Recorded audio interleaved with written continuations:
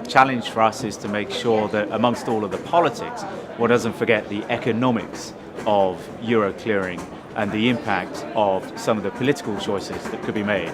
So there are currently 3 choices on the table when it comes to the treatment of third country clearinghouses. Option 1 is preserve the status quo, equivalence and recognition.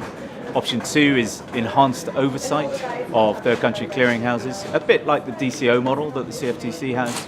And option 3 is forced relocation. This is looking more like currency nationalism, to use the Bank of England's language. And out of those 3, we've said that we are very cautious around any suggestion that there be forced relocation, because it risks fragmenting markets. It risks pulling the euro-denominated pool away from the other currencies. You lose portfolio margining. You're going to increase costs, widen bid offers, and reduce liquidity.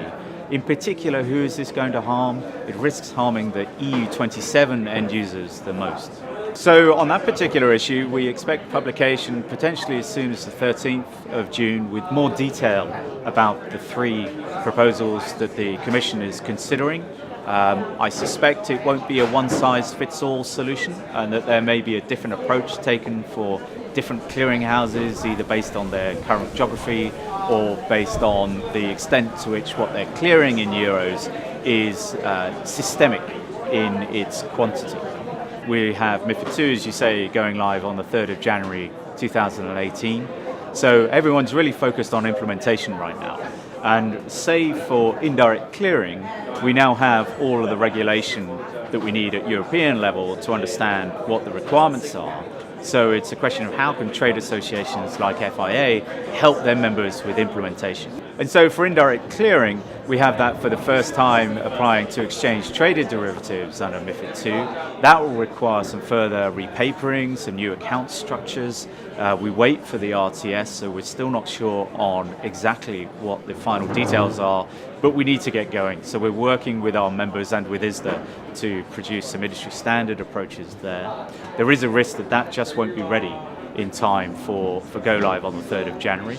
Direct electronic access is an area that has got a lot of open questions still around scope, around whether users have to be authorized as investment firms, whether it will be possible post-Brexit to provide DEA from the UK for European markets, given that you have to be an investment firm to provide those services. So one of the challenges they've got is they need to access European markets. How do people in the US do that today?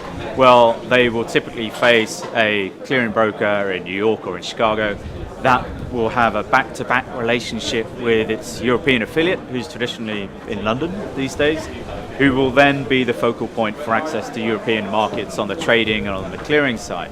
Now, I spoke a moment ago about indirect clearing, and one of the restrictions within MiFID II is that you can't have more than 2 affiliates in the chain between the client, the end user, and the clearinghouse.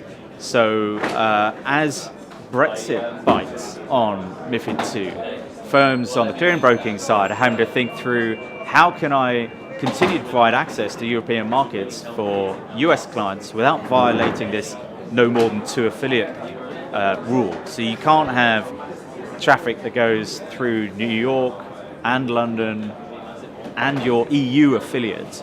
So there will have to be some replumbing of the relationships within the clearing broking community.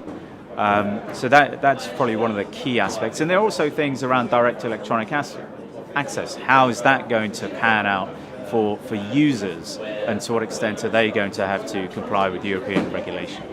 It's an enormous piece of regulation that has a number of moving parts. There is still quite a degree of uncertainty. So whilst our members are working flat out to implement, will they be ready for absolutely every part of MiFID II? I suspect, unfortunately, they just won't be.